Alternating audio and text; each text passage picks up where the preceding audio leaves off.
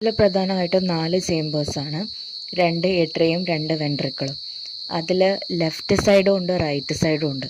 അതിൽ ലെഫ്റ്റ് സൈഡിൽ എപ്പോഴും ശുദ്ധരക്തം, അതായത് പ്യുവർ ബ്ലഡ്, ഓക്സിജൻ്റെ അളവ് കൂടുതലുള്ള ബ്ലഡായിരിക്കും ലെഫ്റ്റ് സൈഡിലുണ്ടായിരിക്കുക. റൈറ്റിലാണെങ്കിൽ ഇംപ്യുവർ ബ്ലഡ്, അതായത് ഓക്സിജൻ്റെ അളവ് കുറഞ്ഞ ബ്ലഡാണ് ഉണ്ടായിരിക്കുക. അപ്പോൾ അതിലേക്ക് നമ്മുടെ ഹാർട്ടിലേക്ക് കൊണ്ടുവരുന്ന കുറച്ച് രക്തക്കുഴലുണ്ട്, ഹാർട്ടിൽ നിന്ന് രക്തം കൊണ്ടുപോകുന്ന ചില കുഴലുകളുണ്ട്. അപ്പം ആദ്യം നമ്മൾ റൈറ്റ് ഭാഗം, അതായത് ഇംപ്യുവർ ബ്ലഡിൻ്റെ പോർഷൻ കൺസിഡർ ചെയ്യാം. അപ്പം അതിലേക്ക് റൈറ്റ് ഏട്രിയത്തിലേക്ക് കൊണ്ടുവരുന്നത് 2 പ്രധാന ബ്ലഡ് വെസലാണ്. ഒന്ന് ഇൻഫീരിയർ വീന കാവ, സുപ്പീരിയർ വീന കാവ. ഇൻഫീരിയർ സുപ്പീരിയർ എന്ന് പറയുമ്പം ഇൻഫീരിയർ എന്താ, ബോഡിയുടെ താഴ്ഭാഗത്ത് നിന്ന് രക്തം ഹാർട്ടിലേക്ക് കൊണ്ടുവരുന്നു. സുപ്പീരിയർ വീന കാവയാണെങ്കിൽ മുകൾ ഭാഗത്തുള്ള ശരീരഭാഗങ്ങളിൽ നിന്ന് രക്തം ഹാർട്ടിലേക്ക് കൊണ്ടുവരുന്നു.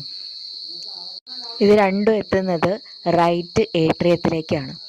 ഇനി റൈറ്റ് ഏട്രിയത്തിൽ നിന്ന് റൈറ്റ് വെൻട്രിക്കിളിലോട്ട് ബ്ലഡ് പോവും.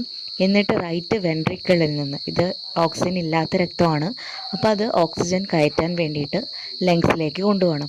അപ്പം വെൻട്രിക്കിളിൽ നിന്ന് ലങ്സിലേക്ക് കൊണ്ടുപോകുന്നത് പൾമണറി ആർട്ടറിയാണ്.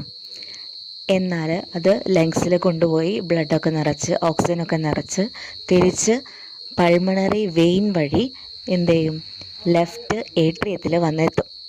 പൾമണറി വെയിനാണ് ലെഫ്റ്റ് ഏട്രിയത്തിലേക്ക് ബ്ലഡ് എത്തിക്കുന്നത്.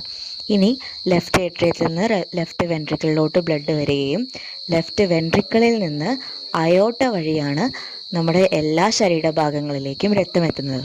അപ്പോൾ റൈറ്റ് ഏട്രിയത്തിലേക്ക് വരുന്നത് ഇൻഫീരിയർ സുപ്പീരിയർ വീന കാവ, റൈറ്റ് വെൻട്രിക്കിളിൽ നിന്ന് പോകുന്നത് പൾമണറി ആർട്ടറി, ലെഫ്റ്റ് ഏട്രിയത്തിലേക്ക് വരുന്നത് പൾമണറി വെയിന്, ലെഫ്റ്റ് ഏട്രിയ വെൻട്രിക്കിളിൽ നിന്ന് പോകുന്നത് അയോട്ട.